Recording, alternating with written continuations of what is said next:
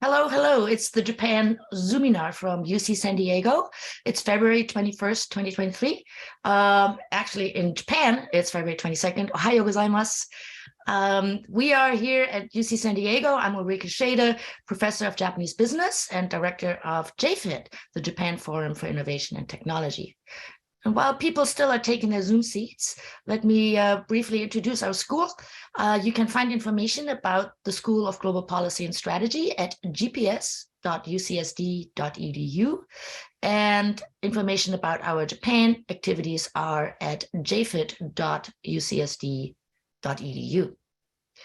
If you go to that website, you can see a number of tabs, one that allows you to sign up for our San Diego, Japan newsflash, which is a occasional newsletter, and right next to this is the tab for the Japan Zoominars, where you can sign up for upcoming events and view past events. That's right. Our Zoominars are recorded. So you can find the links to past events at jfit.ucsd.edu/Zoominar. And at today's event, feel free to type any questions you may have into the Q&A box. I will refer to you only by your first name if I read out your question so that your privacy is protected. Today, of course, we have Takeo Hoshi, who I will introduce momentarily to talk about the Bank of Japan. Please make a note for your calendars. We have coming up Sam Holden, who works on urban and spatial cultures in post-growth Japan. He's an activist and an urban planning thinker, followed by Andreas Dannenberg, who's a marketing who runs a marketing company here in Japan, and he will talk about Dentsu. So there's more coming up. Please stay tuned. All right, and with that, let me stop my share. And there's our guest today. Hello, Takeo. Good morning. Ohayo gozaimasu. Good morning. Thank you for inviting me. So let me introduce you. The people who have signed up probably have seen your bio, but the recording folks may not. So Professor Takeo Hoshi is currently the Dean of the Economics Department at the University of Tokyo. He originally hails from northern Japan and studied at the University of Tokyo, where he ended up in an exchange program and somehow unwittingly became a PhD student at MIT, where he was a kohai, a junior in the Stanley Fisher Zemi, as we would call it in Japan. His senpai include Mario Draghi, Ben Bernanke, Kazuo Ueda, who we're going to talk about today, Robbie Feldman, who might be on the call, and also Anil Kashyap, his co-author, many different books and the zombie paper, and Olivier Blanchard. So Stanley Fisher has actually trained the sort of the amazing central bank, the impactful central bank figures of our recent times. After graduating from MIT, Professor Hoshi joined the University of California, San Diego, and I joined a few years later, and our offices were right next to each other, and we had great discussions. And your background, Takeo, says Japan is not interesting, but that wasn't true, because we actually had some very interesting discussions being office mates there at UC San Diego at GPS. In 2012, Professor Hoshi moved to Stanford to run the Japan activities at APARC at Stanford. And then in 2019, he returned to his alma mater, the University of Tokyo. And I think, Takeo, you have one more month of deanship before you once again a free man. Professor Hoshi is the author of many, many impactful papers, and an early one with Anil Kashyap and blocking on your third co-author there on the main David Schaede. That's right. That's right, Dave Chastain, another one of those folks. And then came the book with Anil on the banking crisis, and then very impactful, of course, the zombie paper that has taken on its own legs, and now zombie is a widely used term here in Japan for basically everything that's not working.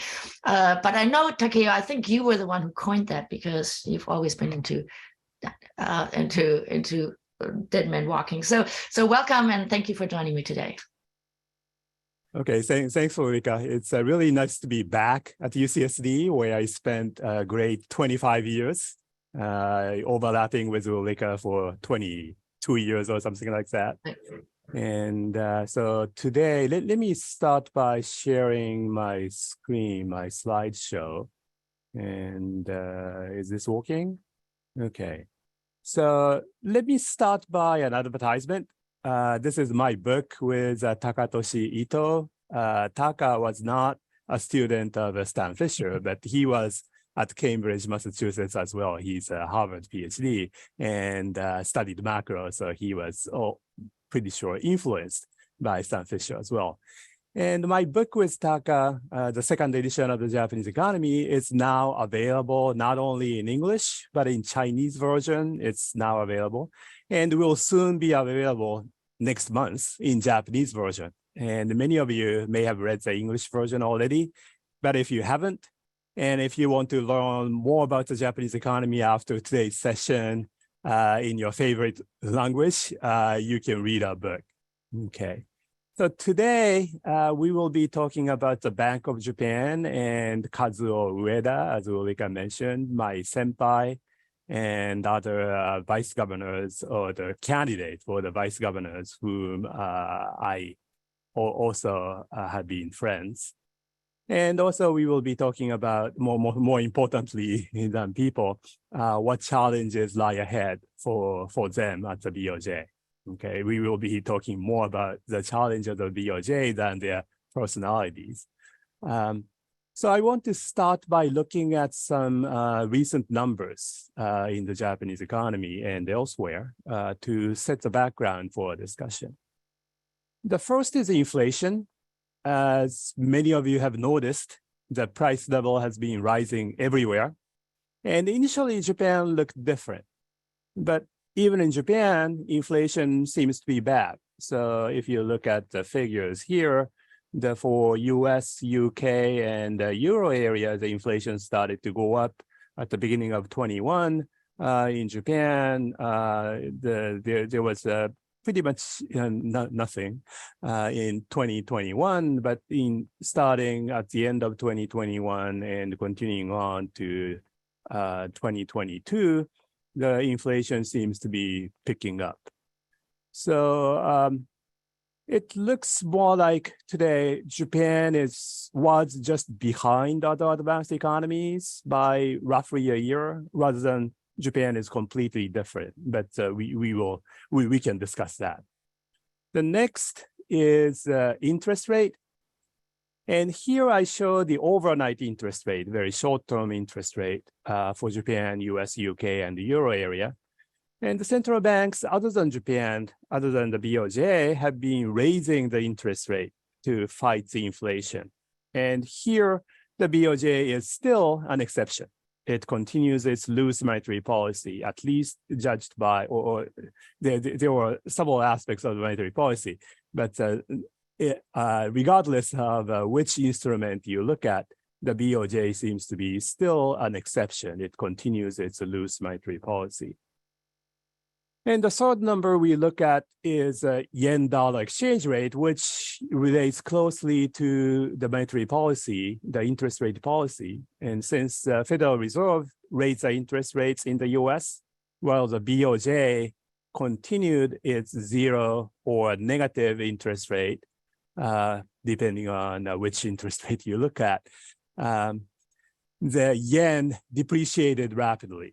Okay, so at the beginning of 2022, the yen was around 115 or so. It climbed up to, at one point, 150 yen per dollar.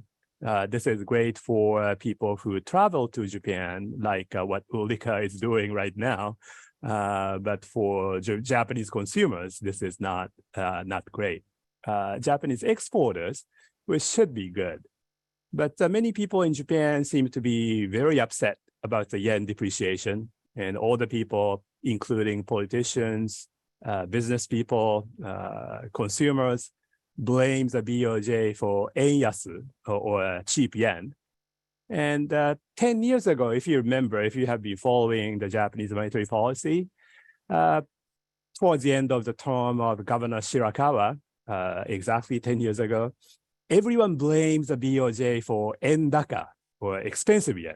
And what an amazing turnaround. And this is something we can talk about today as well. So the BOJ seems to be different from other central banks. They have been continuing a loose monetary policy, even though inflation seems to be picking up. There's still a debate about how prominent this inflation is for Japan. But there has been a debate, and the people are not happy with yen depreciation and continuing loose monetary policy. And the market seems to believe that the BOJ too will be raising the interest rates sooner or later. And we can see that in the long-term interest rate, which includes the people's market's expectation about the future short-term interest rate or future direction of the monetary policy. And the final picture I want to show for now is the yield curves for Japanese government bonds for selected dates of the last year and also this year too. Some of you may not be familiar with the yield curve. So just to give you an idea, the yield curve measures the maturity of the bonds, remaining maturity of the bonds on the horizontal axis. So it's 10-year bonds or 5-year bonds. Those are the numbers on the horizontal axis. And for the vertical axis, it shows the yield or the interest rate on those bonds, on those JGB with that maturity. So it's it's a sloping upward, suggesting the long-term rates are higher than the short-term rate. So if we look at the January 11th yield curve in 2012, when the exchange rate was 115 yen per dollar, the yield curve was down low here, but it started to move up as the Fed raised the interest rate and the yen depreciated. So the market started to believe that interest rate in Japan will increase in the end, will rise sooner or later. And starting around the summer of 2022, we often saw unusual, I should be on this slide. We started to see this kind of discontinuity or dip at 10-year JGB yield. And this is a result of the monetary policy, the Bank of Japan's monetary policy called yield curve control, which capped the 10-year JGB yield at around this time of 2022 at 0.25%. So if the JGB yields tends to go more than the 0.25%, the Bank of Japan comes to the market and buys up JGB and reduces the interest rate, reduce the yield. And that cap was raised to 0.5% last December. So the dip, the kink, moved to 0.5% now.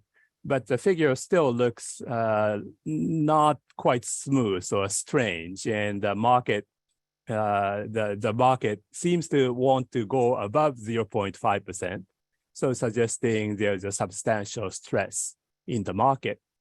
And it's becoming harder for the BOJ to maintain the yield curve control, or the BOJ may need to raise the cap on the yield curve control if they want to continue doing that. So this gives us a brief background for what's going on for Japan relating to the monetary policy and the BOJ. And we should see the BOJ faces a really tough choice here. The inflation is coming back. Other central banks have been raising interest rate, but BOJ has stayed put so far, or almost. And but the people are expecting the BOJ will change its policy sooner or later. So the task for the candidate for the new governor, Kazuo Ueda, is indeed a thankless job, quoting or using what Ulrike used for The Economist.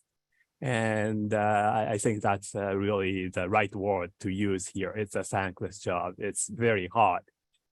If the BOJ continues its loose policy, one danger is that it can follow the failure that the Federal Reserve made, basically. In the US, monetary tightening was too late. The Federal Reserve thought the inflation was temporary, so they didn't intervene rigorously initially. And it probably the inflation ended up losing the anchor now, the anchor of a 2% inflation target. So it will take a large tightening, and that's what the Federal Reserve has been doing, and probably a recession to bring down the inflation. So that's an unattractive scenario, and the BOJ doesn't want to go there. So that's why I think, that's why many people believe that the BOJ will change the policy sooner or later and start raising, or at least stop the extremely loose monetary policy. But if the BOJ does that, then the danger is that tightening or the change in the monetary policy turns out to be premature, and the Japanese economy goes back to deflation. And this happened before in Japan, right? More than once. The first one was August 2000, when Kazuo Ueda was a policy board member of the BOJ. The BOJ was already conducting the zero interest rate policy starting in 1999. But in August of 2000, the economy was looking good. And the BOJ terminated the zero interest rate policy. That many people criticize the BOJ that it's premature to do that, including Kazuo himself. He was against this policy. He voted against this policy when he was a policy board member. And then after the BOJ terminated the zero interest rate policy, the things got bad again, and the BOJ had to go back to zero interest rate policy and start the quantitative easing. The second time this happened was July, or the 2006, the Bank of Japan. The things looked relatively good again. So the Bank of Japan terminated the quantitative easing first in March of 2006, and the zero interest rate policy in July of 2006. But this is a little bit more debatable than the August 2000 incident, but many people believe that was premature. But at least the end result was that Japan got back into deflation. So obviously the BOJ wants to avoid both of these extremes and hopes for something in between. But how to get somewhere in between the high inflation without inflation anchor and the return to deflation seems very tough. So let me stop here and for now, and we can come back to many of these issues. Yeah, thank you. Maybe stop that share. So yeah, there you go. Thank you, Takeo. Fantastic. Can I just start with a sort of a basic question? I was under the impression that the exchange rate was largely a US thing, that because the same thing happened to the euro, and that this was driven by just basically supply and demand when the United States started raising interest rates and other places didn't. But you make it sound as if the exchange rate is also connected more to what Japan is doing domestically. How do we figure this out? I mean, how do we think about the exchange rate and how it's affected by Okay, policies. so this is something I taught at UCSD a long time ago when I was teaching international finance for a while. And basically the exchange rate is determined by two things. The one is a future exchange rate, future expected exchange rate, and the other is an interest rate differential, the difference of interest rate between Japan here and the US. So I think you're absolutely right. What happened was, what moved last year was the interest rate in the US. So the US interest rate went up, which enhanced the interest rate differential between US and Japan because the BOJ didn't do anything. So that led to yen depreciation. So it happened because of US move. Well, the simplest story is we should blame the US Federal Reserve, but it doesn't prevent from many people, including politicians and the business people, to blame the Bank of Japan for not doing anything or for not raising interest rate when the Federal Reserve raised the interest rate. So thank you. So we'll just stay tuned on that. But the reason I think that Ueda-san's job is thankless is basically he's between a rock and a hard place, right? I'm not sure the BOJ can actually win. I mean, you do it one way because the counterfactual will never be known. So whatever happens, the people will complain. Can you talk a little bit about the differences in thinking? So I mentioned earlier that there are a lot of Stanley Fischer students. So whether that's Draghi or Bernanke or Ueda or I'm not sure about the other Europeans, but is there a particular school or way of thinking that is associated with Professor Fischer's teaching that is different from other ways of thinking? Or I guess I'm asking, what is actually the domestic debate around what's the right way forward? So there's one way of thinking we should do maybe soft landing or not do too much, and then others think we should do much less or much more. Can you lay out a little bit what the discussion is in Japan about what the Bank of Japan should do? Are there different camps of, schools? So Shirakawa-san wrote in his book that he was unhappy with what Kuroda-san did, and are there schools around those or camps that? So I think I need some time to sort this out, but I think we can distinguish several camps. So the one is easiest camp is monetary policy is very powerful, and it can fix the economy. So the Bank of Japan can create inflation if it wants to, and the Bank of Japan can create growth if it wants to. So I think there is some camp, or there is a camp of people who believe the very powerful monetary policy, and they blame the BOJ for not doing so. So they believe the BOJ can fix the yen depreciation or appreciation, or whichever way they don't want to go, and also bring about growth for the Japanese economy. And another view is monetary policy. Another extreme view is at zero interest rate, monetary policy cannot do anything. And unconventional monetary policy like QE and others are not just ineffective, but also hurt by destroying the market. So that's, I think, another view. Another view is somewhere in between. There are several things monetary policy can do, but there's a limit. So monetary policy, even unconventional monetary policy, may be able to affect the economy through creating more demand. But economic growth, in the end, is determined by the supply side or potential growth or productivity growth type of things. And the monetary policy is not effective. The monetary policy cannot change. So, I guess there are several views.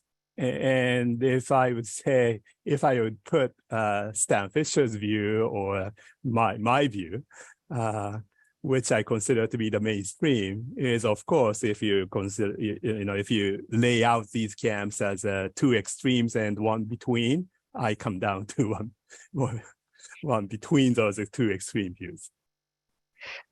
Thank you. So that's really the debate here. I mean, you open the newspaper and that's what it is. There's some people that say the Bank of Japan should do more, and others say it should do less, and something. And either way, they will be blamed. That's right.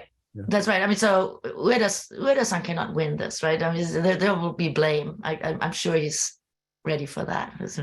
So we have a number of very basic questions from people who are not economists and are here to learn about this. And then we have some very technical ones. So I'm going to try to navigate this by starting in the middle.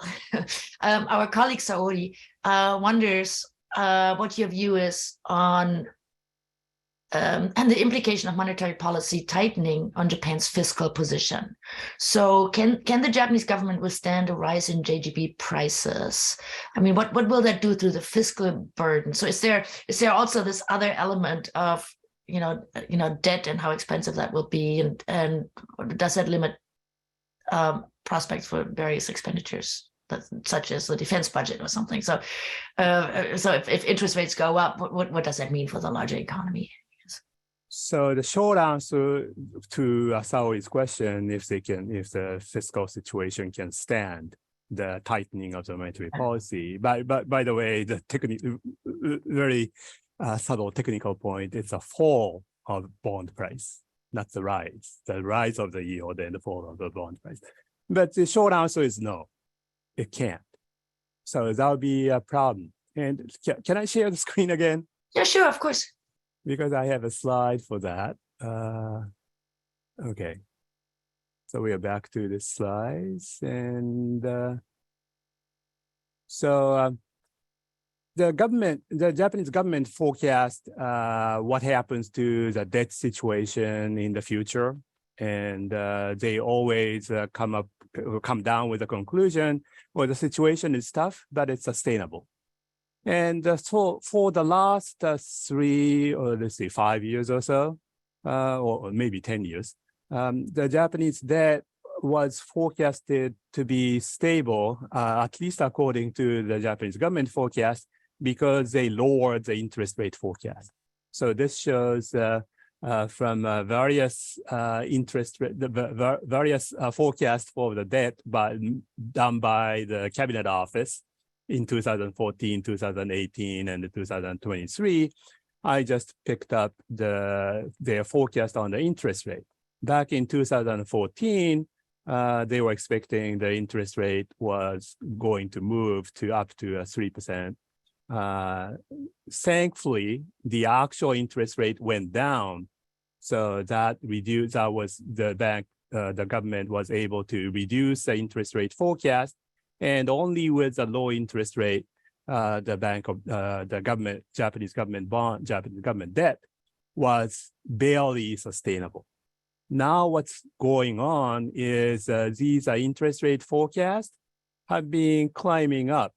This is the latest 2023 January forecast is above the 2022 forecast, which expected the interest rate on the Japanese government bonds to continue to be low around 0.1% until 2028. And that doesn't sound reasonable. And this creates a trouble for the Japanese government debt. They have been raising the forecast on the debt level, okay, from 2018 to 22 and 23. And so this high interest rate is bad news for the Japanese government bonds. The Japanese government bonds was barely sustainable to start with. Some people, including myself, think it's already unsustainable, and higher interest rate make it clearer that the Japanese government debt is unsustainable. So the answer is no. So the question is what the Japanese government should do. Do you have any idea? Suggestion? Well, the answer should be clear, right? The Japan has to make the Japanese government debt sustainable by either or by probably both increasing taxes and reducing the expenditures, at least down the road. Otherwise, the Japanese government will get to the point that they can't finance the operation by issuing more debt. Right. Yeah, we actually do have a question to the fact whether you think Ueda-san cannot sleep at night over this matter, because that's really so we, some technical question. Sorry, did you want to say something on that? No, go ahead. We don't know. Yeah, we're sure he's worried, I guess. So there's a set of people who want to get a little technical, and let's do that. The balance sheet. Our colleague Jenny wonders, what preparation does the BOJ need to make to achieve a soft landing scenario? The Fed has already started to shrink its balance sheet. Is it necessary for the BOJ to do the same thing? And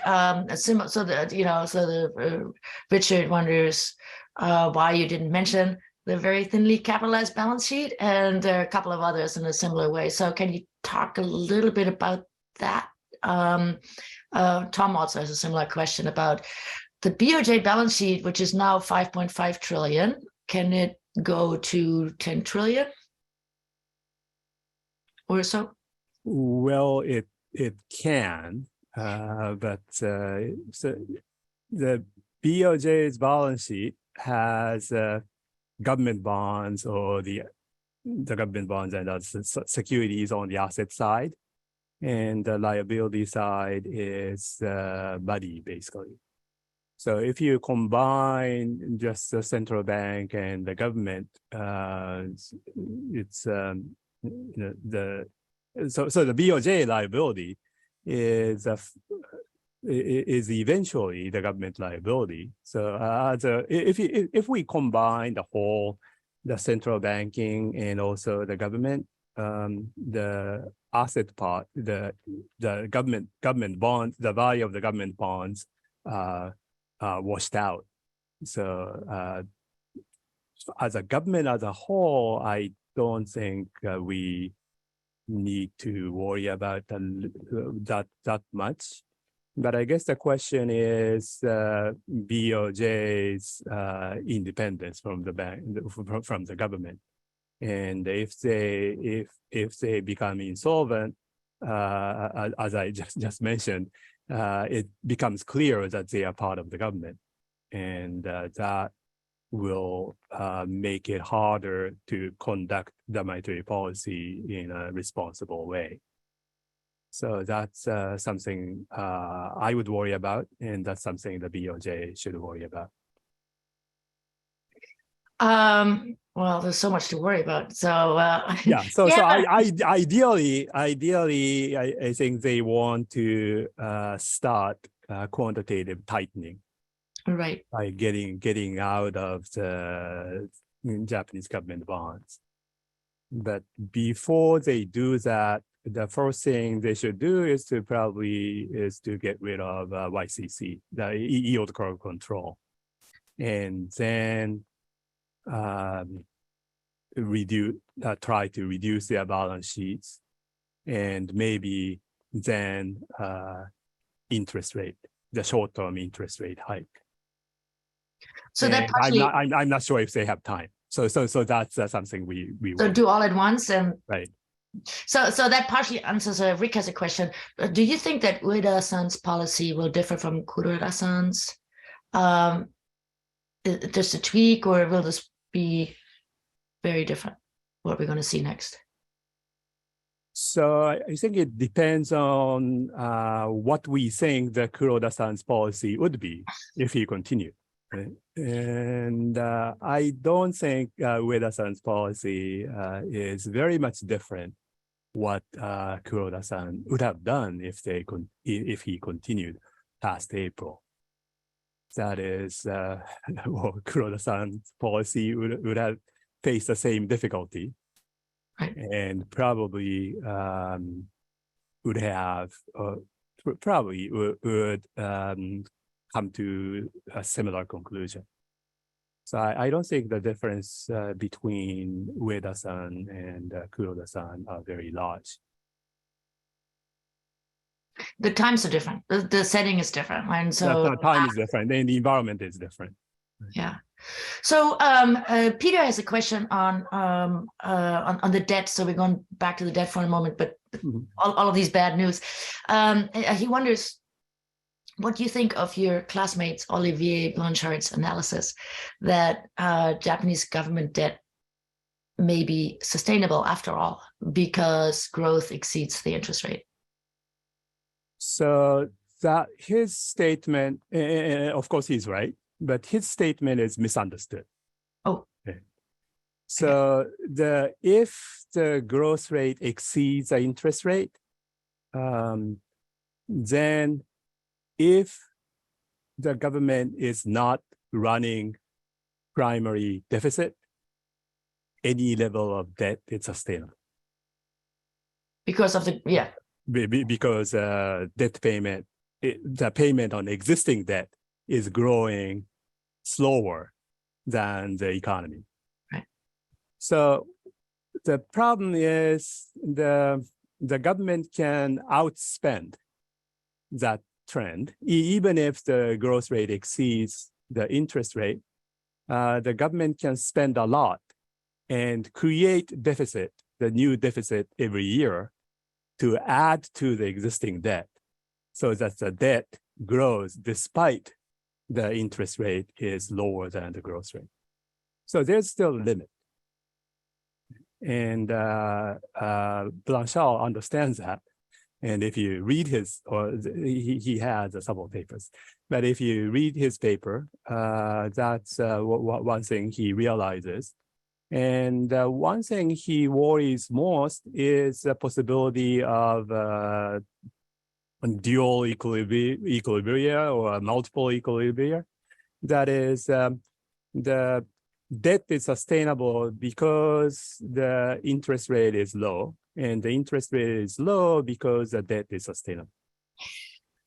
And there's another equilibrium, can be another equilibrium where the interest rate is high because people worry about the sustainability of the debt. And the sustainability of the debt, the debt becomes unsustainable because the interest rate is high. So I think Japan is in the situation of the former.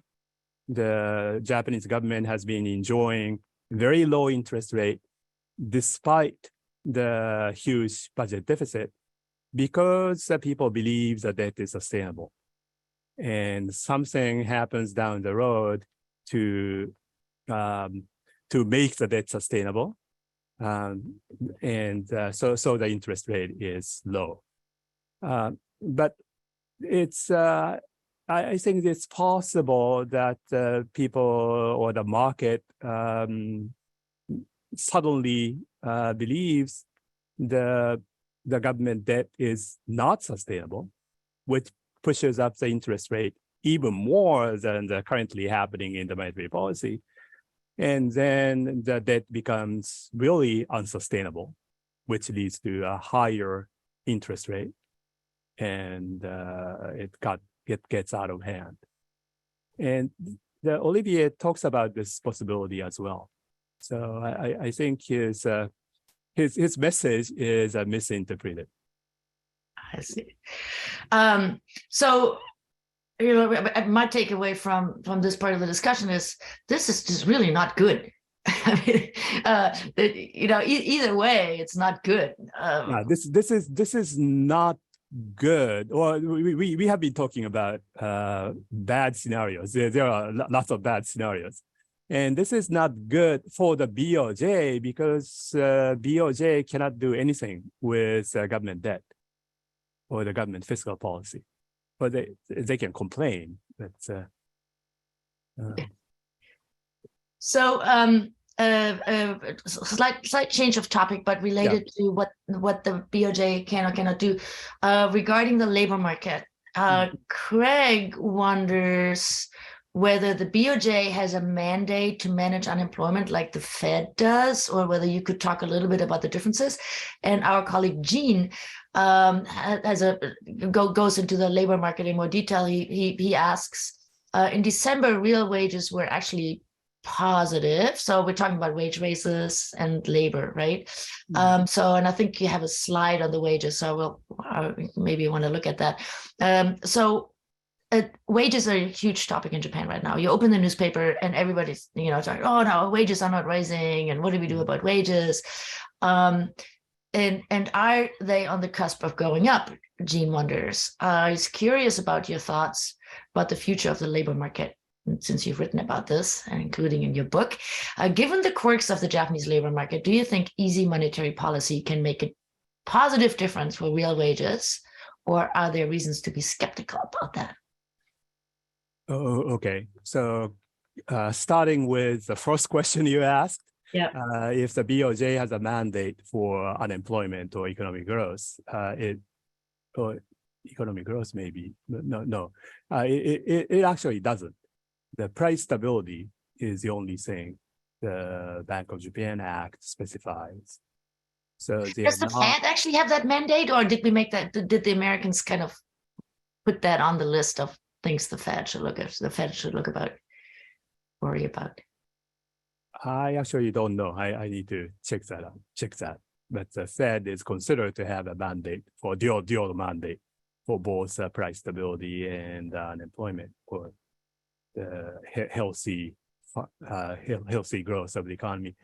The BOJ so in that sense, the BOJ needs to only worry about price stability. So there's a difference.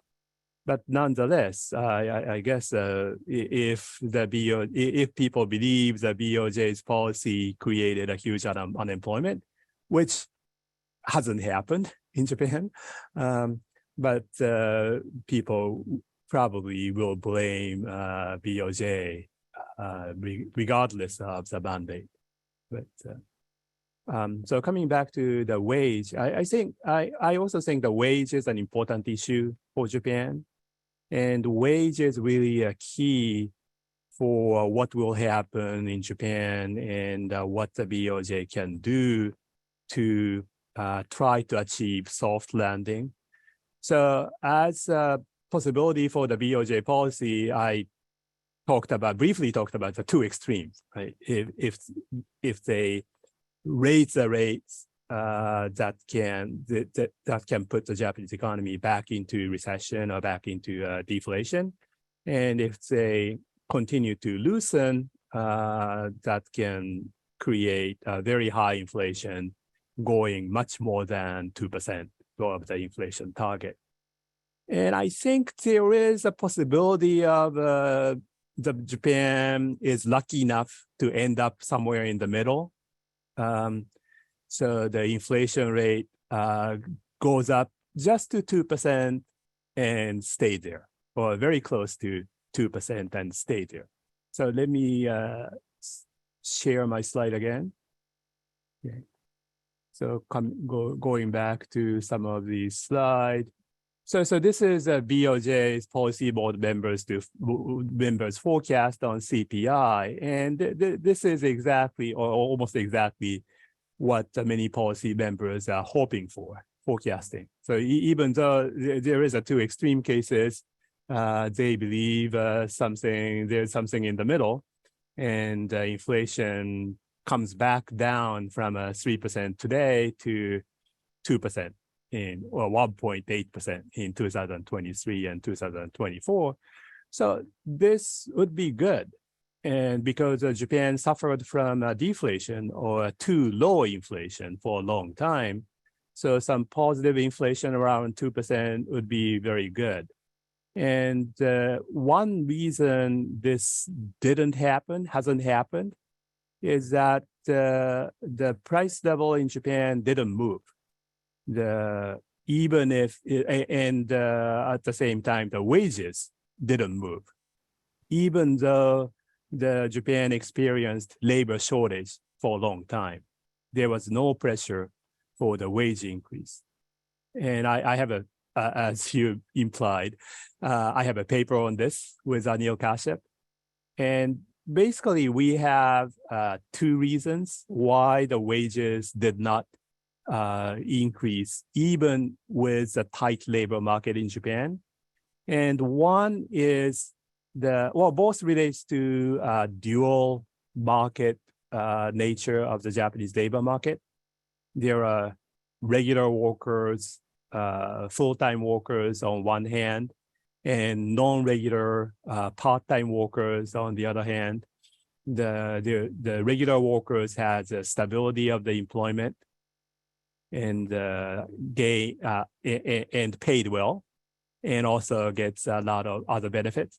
Non-regular workers don't have a stability of employment, and worse, their pay is really low, about half of the full-time workers or regular workers, and they don't get benefits as much as regular workers. And what's been happening in Japan in 2000 to around the mid-2010s is that the proportion of the part-time workers in the economy have been increasing, as we can see from this figure. So even if the wages do not change for full-time workers and part-time workers, as the composition of part-time workers increase, the average price fell. So that's been what's going on in Japan. Or even if the wages for full-time workers and the wages for part-time workers increase, the average wage can still be the same or even fall. So that's one reason. There was increasing number of part-time workers which gets a very low wage. And another reason is the full-time workers' wage did not increase, even when there was a labor shortage. The part-time workers' wages tend to increase in when the labor market is tight, but the full-time workers' wages did not increase even when the labor market was tight. And that's the second reason. And why the full-time workers' wage did not increase is basically there were too many full-time workers. And this is the survey of the enterprises, survey of the firms, and ask them if they have excess workers in full-time and part-time respectively. And you can look at either figures. The left one shows proportion of enterprises which says the excess workers. And the right one is proportion of enterprises with excess workers. And I take the difference between full-time workers and part-time workers. So some company says full-time, they have excessive full-time workers, but not part-time workers. And this, as we can see from either of these figures in late 1990s and early 2010s, that there was a notion of excess full-time workers. So there were more corporations which ended up with too many full-time workers who are on the lifetime employment that they couldn't get rid of. So there were no pressure for wage increase for those. But the things are changing now. So the point of this figure is, especially the right side figure, the difference between part-time workers and full-time workers in terms of excessiveness is disappearing or has disappeared since 2015 or 16 or so. And as we saw in this figure, the proportion of part-time workers has stabilized. So whenever there's a labor shortage, which is happening right now after the COVID, again, now Japan is in the situation where the wages, average wages, start increasing, and that's already happening. And if you look at the average salary, it's been stable, and it's still, and even in this measure, it's increasing. But the per hour wage has already started to increase in mid-2010s. And that trend is continuing, and that some of the audience pointed out, the wages seem to be rising now. And we have started the season for the spring offensive, or Shunto, which is a coordinated wage negotiation that happens every spring. And it looks like the many labor unions are asking for more wage increase, and many corporations seem to be accommodating this time. So I think the wage dynamics is changing in Japan, and it can happen that Japan can experience the right wage increase, right amount of wage increase, which leads to a right amount of price increase and the inflation expectation, so that somehow Japan ends up somewhere in the middle of high inflation and the deflation. So that's a hopeful scenario. Wow, and funnily, you just completely answered your co-author Takahito's question, which was exactly this question. So you nailed it without even me asking the question. We have some questions on going back to the Bank of Japan. Glenn and others wonder about this choice of Ueda-san as a governor, and it's not personal, but in principle. Glenn wonders, what do you think of Amamiya-san's argument that the BOJ should indeed be headed by an academic economist, such as Ben Bernanke and Mario Draghi, rather than a MOF or a BOJ person? What do you think are the advantages and disadvantages of having an academic heading the Bank of Japan? And this is, of course, the first time this is happening in post-war Japan, and so that's a and then Takahito, who's a former student of ours, wonders about this choice, right? So the BOJ in-house candidates, and many were familiar, were declined to be selected, like Amemiya-san. What's your reaction to this selection? So as an academic and MIT PhD, former student of Stan, I think that this is a great choice. And it's not like they picked both governor and vice governors from academic.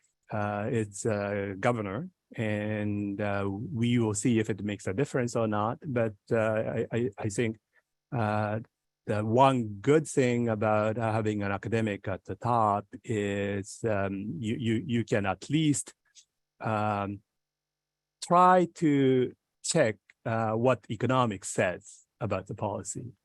And that can, I think the economics is helpful in thinking about what the right monetary policy is and what can happen if the monetary policy changes.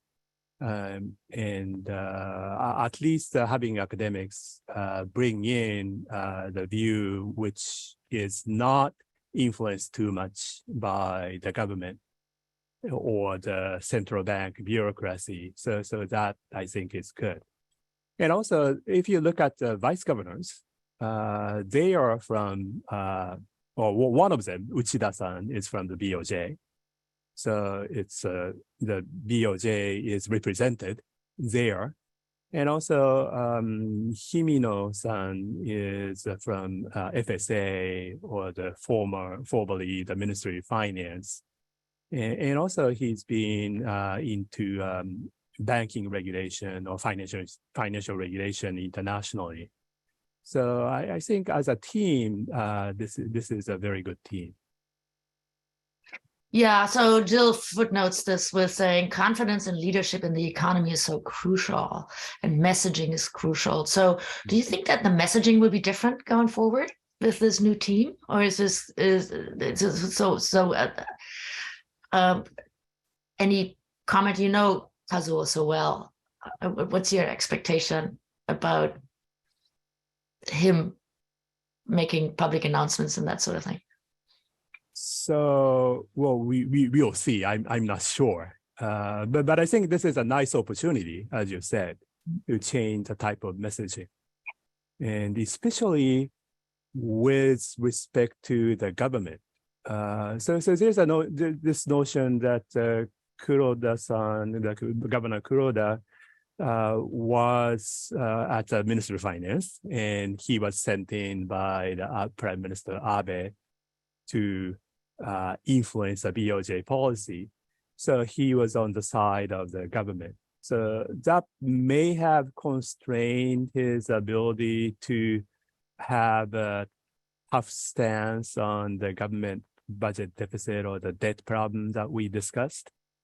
And if having Kazuo Ueda, outside academic person, the governor changes that situation, and if he can make the BOJ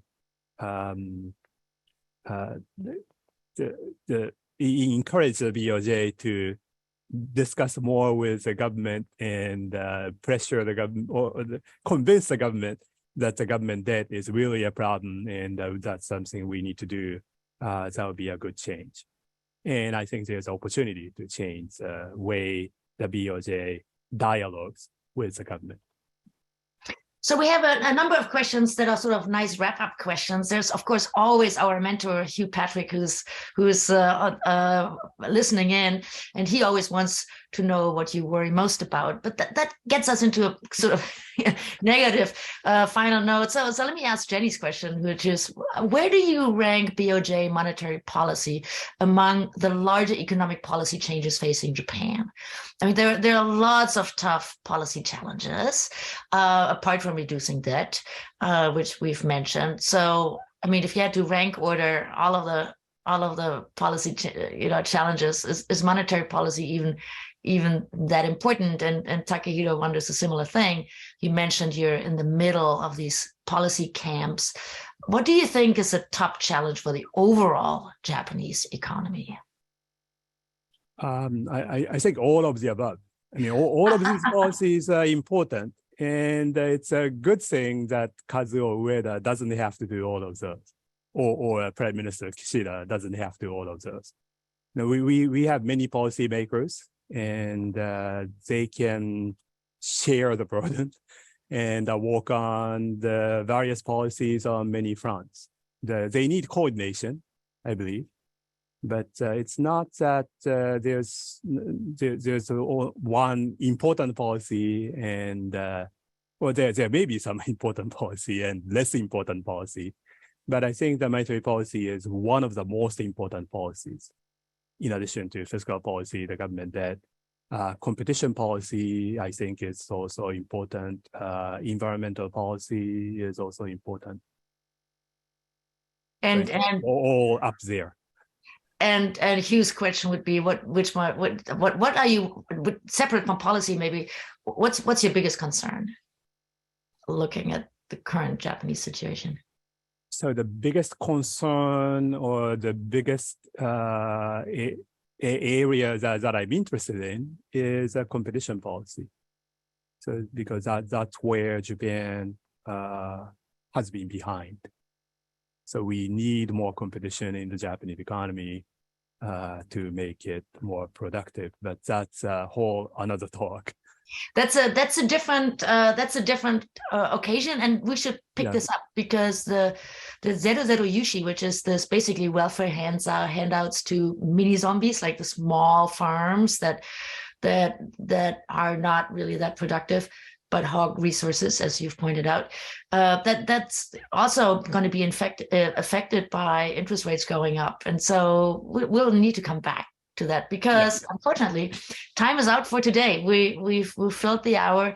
Thank you very much, Takeo, Hoshi, for joining me today. It was a wonderful conversation, and I learned a lot, and I think that people learned a lot. I will share all the questions that you got today later with you. And audience, thank you for joining us. And stay tuned. So in 2 weeks from now, we're going to do something slightly different. We're going to talk about spatial cultures in post-growth Japan. This is about urban living and all of the cement and glass and hills that are going up in Tokyo, and whether that's for the good or not of people living there. So we'll look at city living and country living in Japan, and that'll be very interesting with Sam Holden. So stay tuned. We're going to keep sending out these invitations, and I hope you can join us in the future. Thank you, Takeo. Thank you, everybody. Thank you, Ulrike. Thank you. Stay safe. Bye. Take care. Bye-bye.